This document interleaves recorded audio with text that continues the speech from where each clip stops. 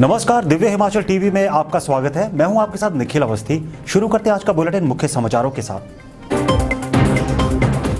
Corona के डर से टला विधानसभा का शीतकालीन सत्र। शादियों में भारी गैदरिंग पर 5,000 जुर्माना। जयराम सरकार ने लिया कड़ा फैसला। कोरोना से 6 और मरीजों की मौत। 107 नए केस आए सामने। 595 ने दी महामारी को मात। ठियोग में पुलिस ने बेरहमी से पीटा युवक। IGMC refer. डीएसपी की गाड़ी से टक्कर के बाद बरपा कहर। अब टीजीटी नॉन मेडिकल और एलटी का टेट एग्जाम भी पोस्टपोन। हिमाचल में कैंसिल हो सकता है 520 करोड़ का बजट। वर्ल्ड बैंक से शिक्षा के लिए अप्रूव हुआ था पैसा। 6 दिसंबर तक साफ रहेगा हिमाचल में मौसम। अधिकतम तापमान में 3 डिग्री तक की बढ़ोतरी। और अब समाचार विस्तार से। हिमाचल में बेकाबू होते कोरोना को लेकर प्रदेश सरकार अपनी ओर से एड़ी चोटी का जोर लगा रही है। इस कड़ी में प्रदेश सरकार ने मंगलवार को कड़े फैसले लिए हैं। हिमाचल विधानसभा का शीत सत्र स्थगित हो गया है। जयराम कैबिनेट ने मंगलवार को यह फैसला लिया है। ये सत्र 7 से 11 दिसंबर तक तपोवन में होना था। इसकी अधिसूचना तक जारी हो गई थी, लेकिन कोरोना के बढ़ते मामले देख प्रदेश सरकार के हाथ खड़े हो गए हैं।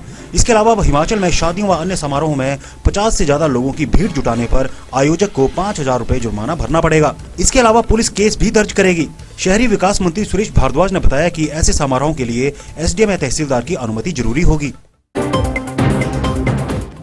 हिमाचल में कोरोना की रफ्तार तेजी से बढ़ रही है। मंगलवार को सायं 6 बजे तक 6 रोगियों की मौत हो चुकी है। हिमाचल में 6 और कोरोना मरीजों की मौत हो गई है। ये सभी रोगी नेरचौक में भर्ती थे। इससे प्रदेश में महामारी से मरने वालों का आंकड़ा 643 पहुंच गया है। राहत की बात यह रही कि मंगलवार सायं 6 बजे तक रोज के मुकाबले कम केस सामने आए हैं। शाम को जारी हेल्थ बुलेटिन के मुताबिक अभी 107 केस सामने आए हैं। बहरहाल मौजूदा समय में प्रदेश में एक्टिव केस का आंकड़ा 7,800 को टच कर गया है। लगातार इमेज बिल्डिंग की कोशिशों को धत्ता बताते हिमाचल पुलिस का एक बार फिर खौफनाक चेहरा सामने आया है। शिमला जिला के ठियोग में पुलिस ने एक युवक को बुरी तरह पीटा है। देखिए ये रिपोर्ट। शिमला जिला के ठियोग में पुलिस पर गंभीर आरोप लगे हैं। हुआ यूं कि बीती रात यहां एक युवक की गाड़ी डीएसपी की गाड़ी से जा टकराई। बताते हैं कि पुलिस कर्मियों ने उस युवक को बुरी तरह पीटा है। आलम यह है कि पीड़ित को ठियोग से गंभीर हाल में आईजीएमसी रेफर करना पड़ा है। इस पर मंगलवार को मामले में खूब तूल पकड़ा। गुस्साए लोगों ने यहां पुलिस के खिलाफ चक्का जाम कर दिया। लोगों की मांग है कि आरोपी पुलिस कर्मियों पर कड़ा एक्शन होना चाहिए। परिजनों का यह भी आरोप है कि युवक के पैर सिगरेट से जलाए गए हैं।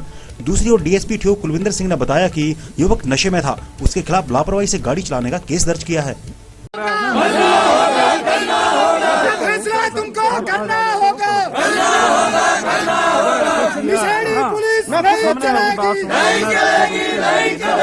जो भी कार्रवाई है तो हम कर देंगे।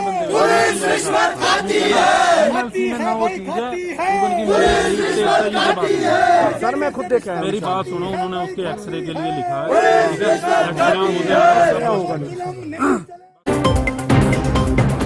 कोरोना वायरस हिमाचल की रफ्तार रोकने पर तुला हुआ है। लगातार कई एग्जाम पोस्टपोन हो चुके हैं। हिमाचल में टीजीटी नॉन मेडिकल और एलटी के टेट एग्जाम स्थगित हो गए हैं। ये दोनों परीक्षाएं 6 दिसंबर को होनी थी। शिक्षा बोर्ड के अध्यक्ष सुरेश सोनी ने बताया कि कोरोना के कारण ये परीक्षाएं स्थगित करनी पड़ी हैं। इनका अलग से शेड्यूल जारी किया जाएगा। इस बारे में अभ्यर्थी शिक्षा बोर्ड कार्यालय के नंबर 01892 242 192 पर संपर्क कर सकते हैं। प्रदेश में सरकार और शिक्षा विभाग का धीमापन उच्च शिक्षा पर भारी पड़ने वाला है। वर्ल्ड बैंक से हिमाचल को अप्रूव हुआ बजट इस पहाड़ी प्रदेश में कैंसिल हो सकता है। देखिए ये रिपोर्ट। हिमाचल में उच्च शिक्षा में गुणवत्ता लाने के प्रयासों को बड़ा धक्का लग सकता है। वर्ल्ड बैंक ने प्रदेश में उच्च शिक्षा के लिए 520 करोड़ अप्रूव किए थे।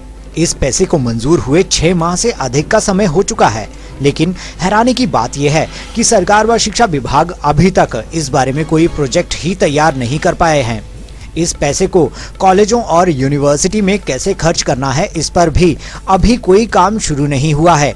ऐसे में यह पैसा कैंसिल होता है तो पहाड़ी प्रदेश को इससे बड़ा धक्का लगेगा।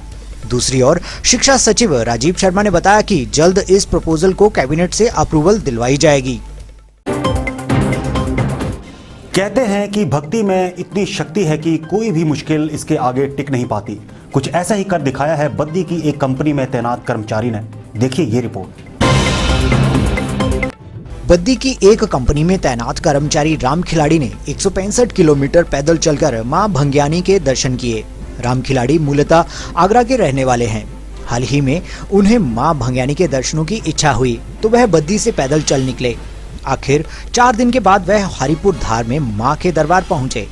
इन 4 दिनों में वह सर्दी की परवाह किए बिना यात्रा करते रहे। उनकी भक्ति को हर कोई सलाम कर रहा है। कहाँ से आए आप? बद्दी से कहाँ जा रहे हो? हरिपुर धार। क्यों? बस माता के दर्शनों की इच्छा हुई इसलिए। कितने किलोमीटर पैदल चले आप? पहले दिन चला 41 किलोमीटर, दूसरे दिन चला 39.5 किलोमीटर और कल चला था 47 किलोमीटर और आज जो होगा यहाँ से और मंदिर तक। वापस भी पैदल जाओगे? नहीं, वापस तो बस से जाना। अच्छा। मतलब अब वहाँ जाके क्या करोगे? मतलब फिर भी कोई आपकी मनोकामना कोई पूर्ण हुई हो पहले या? नहीं, ऐसा कुछ नहीं।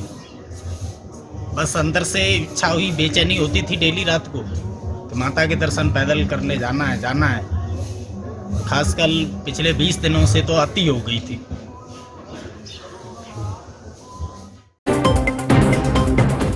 प्रदेश में आने वाले दिनों में मौसम साफ रहने के आसार हैं। मौजूदा समय में पारे में भी बढ़ोतरी हुई है। पेश है शिमला से ये वेदर रिपोर्ट। राज्य में 6 दिसंबर तक मौसम साफ बना रहेगा। धूप खिलने से लोगों को गर्मी का एहसास होना शुरू हो गया है। दिन के समय पहले लोग स्वेटर के ऊपर से जैकेट पहनकर निकल रहे थे, पर अब दोपहर के समय फिर जैकेटें उतरना शुरू हो गई हैं। तापमान में गर्माहट सी आ गई है। अधिकतम तापमान में 3 डिग्री तक की बढ़ोतरी दर्ज की गई है। पिछले 24 घंटे में मौसम साफ रहा है। राज्य में मंगलवार को ऊना सबसे गर्म रहा है।